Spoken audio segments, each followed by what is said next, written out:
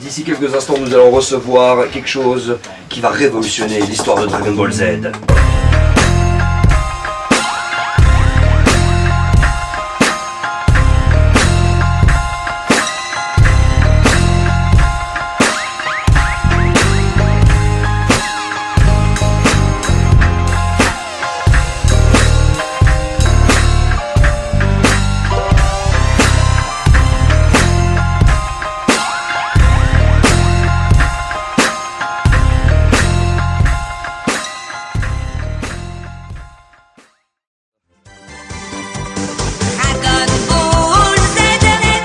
C'est comme avec le temps qu'on se dit que Ariane nous a cassé les oreilles. Alors j'ai le plaisir de recevoir Salagir qui est ici avec nous. Comment ça va Salagir? Ça va bien, merci. La grande forme? Ouais, super. Alors tu viens d'où, dis-nous?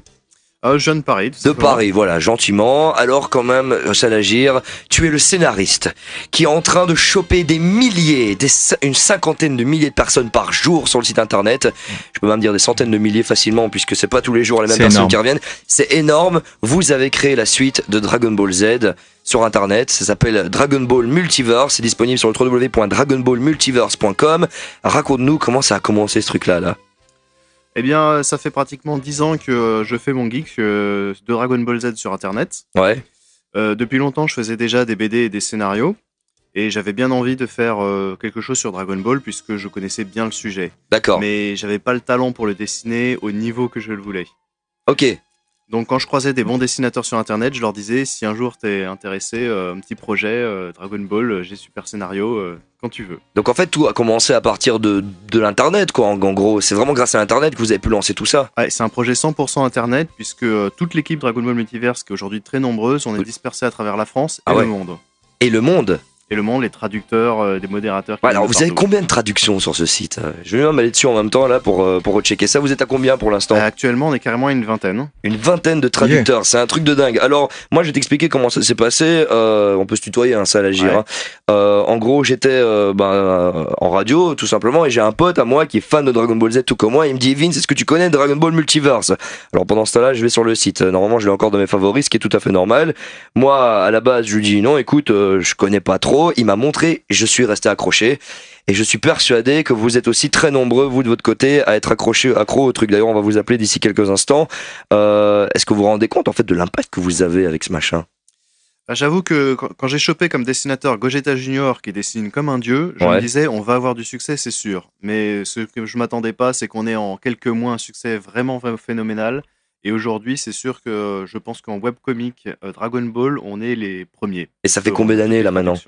On a commencé en 2008, donc 3 ans, et on a vraiment un public très très nombreux à revenir à tous les coups. Alors, combien de personnes par jour, plus ou moins, vous faites Les stats me donnent 50 000 visiteurs par jour. C'est énorme, c'est énorme. C'est énorme, c'est grâce aux langues en fait, parce qu'on a quelque chose comme 15 000 Français uniquement, ouais. Donc, 15 000 Japonais.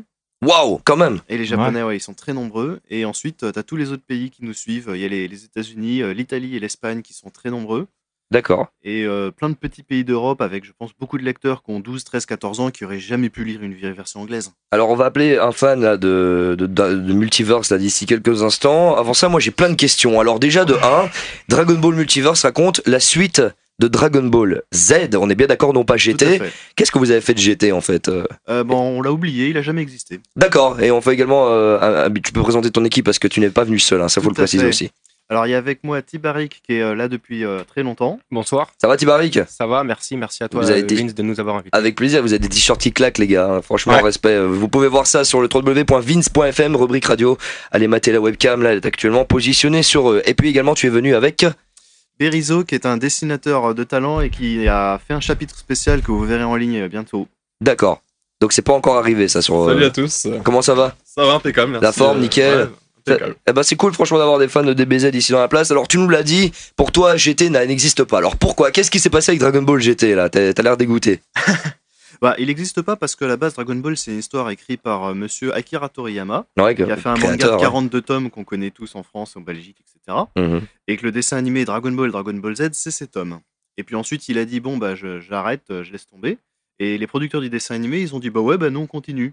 Donc le scénario c'est plus le même auteur.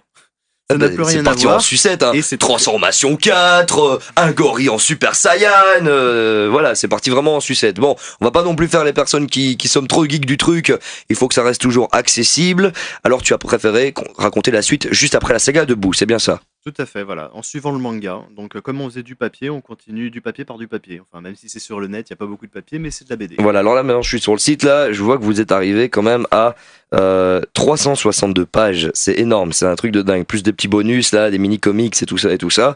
Alors moi je voulais que tu nous expliques justement aux auditeurs qu'est-ce qui se passe. Comment Dragon Ball Multiverse, ok, Multiverse ça veut dire multi-univers, raconte-nous un petit peu le synopsis de cette histoire-là. Alors ça veut bien dire multi-univers parce que l'idée à l'origine c'était de pouvoir reprendre tous les personnages et de se mettre sur la gueule joyeusement.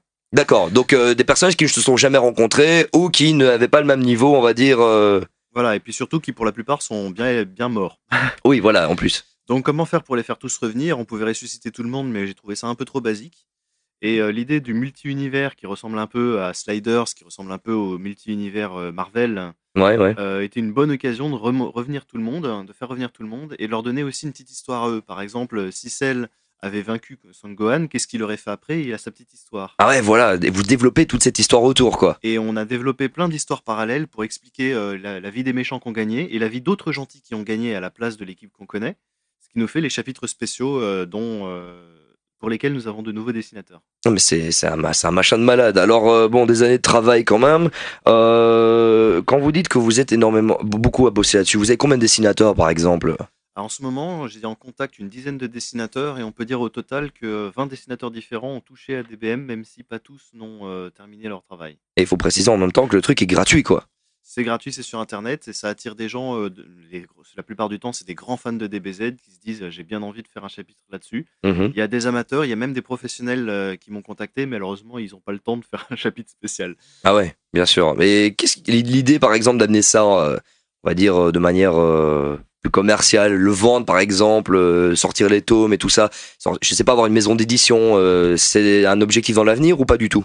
C'est pas un objectif parce que j'y crois pas un seul instant, mais j'avoue que si c'était possible, ce serait excellent. Parce qu'il y a une demande énorme. Je veux dire, la demande, c'est les personnes qui vont visiter votre truc, c'est beaucoup plus que des sites d'information, quoi. Je suis sûr que vous faites plus de personnes que TF1, quoi. C'est énorme. Non, TF1, parce que je suis informaticien et je connais les sites web. Combien ils font TF1?